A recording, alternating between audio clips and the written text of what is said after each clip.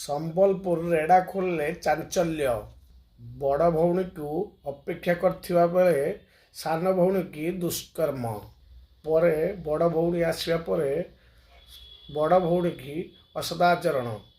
ଥାନାରେ ଏତଲା ଦେଲା ପରେ ଜଣକୁ ପୋଲିସ ବାନ୍ଧିଲା, ଆଉ ଜଣକୁ ପଚରାଉଚରା ଜାରି। ସଂସଦ ଅଧିବେଶନ ଆରମ୍ଭରୁ ହଙ୍ଗାମା।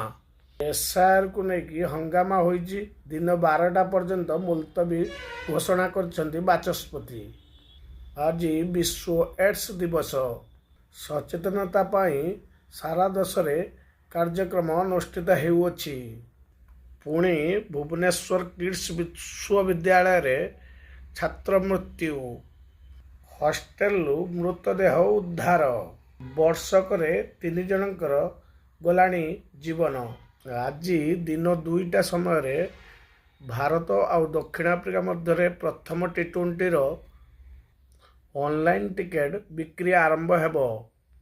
5 ତାରିଖରେ କାଉଣ୍ଟରରେ ଟିକେଟ୍ ମିଳିବ।